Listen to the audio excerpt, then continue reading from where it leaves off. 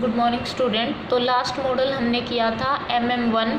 अब हम करेंगे सेकंड मॉडल जो क्या है हमारा MM1N। इसका मतलब क्या है कि हमारे पास जो सिस्टम है उसमें कितनी कैपेसिटी है उस सिस्टम की, N कैपेसिटी है। मतलब उसमें सिर्फ और सिर्फ N अराइवल्स हो सकते हैं, N से ज़्यादा अराइवल नहीं हो सकते। मतलब कि N कस्टमर की एंट्री हो सकती है, इससे ज़्यादा नहीं हो सकती। तो ये देखो इसमें क्या है, कैपेसिटी N दे दी और क्यू डिसिप्लिन क्या है, फर्स्ट कम फर्स्ट सर्व। तो इसको हम क्या बोलते हैं, MM1N model. This is the single server model having Poisson Markovian arrival, जिसका क्या है पॉइजन या मार्कोवियन अराइवल टाइम है, पॉइजन सर्विस टाइम है with limited capacity of N unit. और लिमिटेड कैपेसिटी क्या है N यूनिट्स की, with first come first serve queue discipline. Here we consider the case where the capacity of the system is limited। यहाँ हम एक case क्या consider कर रहे हैं कि हमारा जो सिस्टम है उसकी कैपेसिटी क्या है, लिमिटेड है, जो कि हमने मान लिया N है। In fact the number of arrival will not exceed N in any case. और जो नंबर ऑफ अराइवल होंगे वो N से एक्सीड नहीं होंगे किसी भी केस में, ठीक है। The physical interpretation for the model may be either, first क्या है that there is only room capacity for N unit in the system और इन ए पैकिंग लोड। तो हमने मान लिया कि यहाँ पे सिर्फ हमारे पास एक रूम में N यूनिट्स की कैपेसिटी है, ठीक है। या फिर हम मान लेते हैं किसी भी पैकिंग लॉट में हम N यूनिट को पैक कर सकते हैं। तो मतलब क्या हो गया कि हमारे सिस्टम में कितनी कैपेसिटी है, N यूनिट्स की।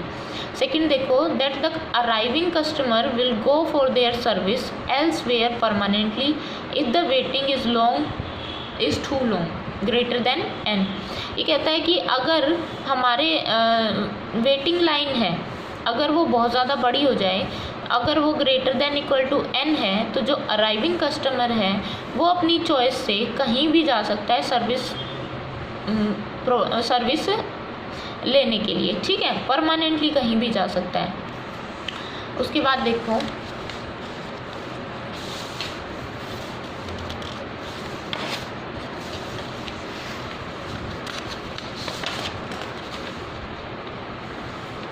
अब क्या है, हमें स्टडी स्टेट सॉल्यूशन ऑब्टेन करना है।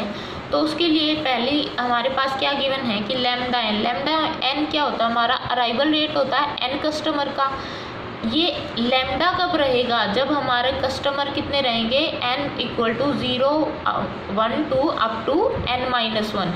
जब हमारे पास N-1 तक कस्टमर अराइवल करेंगे ना, कस्टमर की अराइवल होगी, तब हमारा रेट क्या रहेगा, लैम्डा।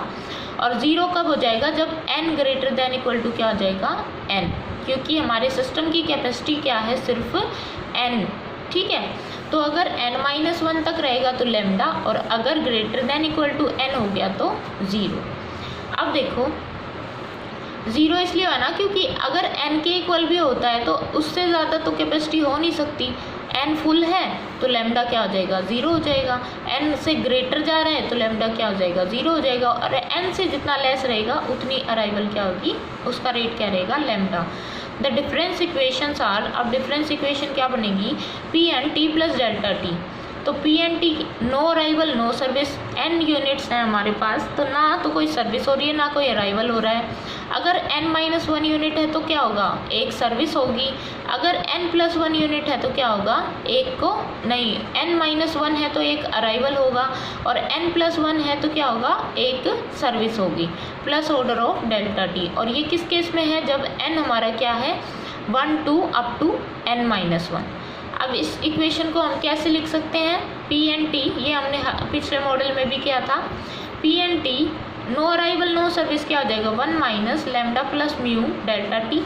1 सर्विस क्या हो जाएगी, PN-1T lambda delta T. 1 arrival हो जाएगा PN-1T lambda delta T. 1 service क्या हो जाएगी, PN+1T mu delta T plus order of delta T. ये सेकेंड इक्वेशन होगी। उसके बाद व्हेन N इक्वल टू 0, अगर हमने मान लिया कि हमारे पास N सिस्टम में 0 कस्टमर है तो क्या हो जाएगा उस टाइम पे, ना तो कस्टमर है हमारे सिस्टम में तो कोई अराइवल नहीं होना, प्रोबेबिलिटी।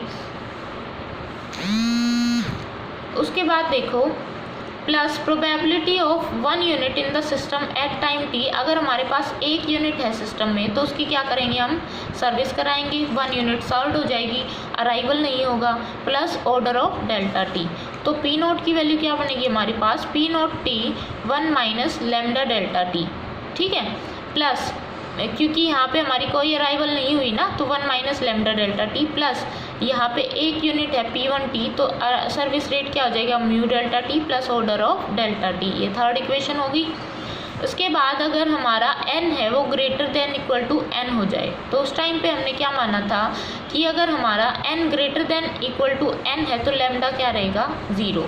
तो इसका मतलब क्या है कि ये जो प्रोबेबिलिटी ऑफ n+1 है वो भी क्या हो जाएगी, 0, क्योंकि n से ज़्यादा कस्टमर तो हम ले नहीं सकते, कैपेसिटी हमारी n की है।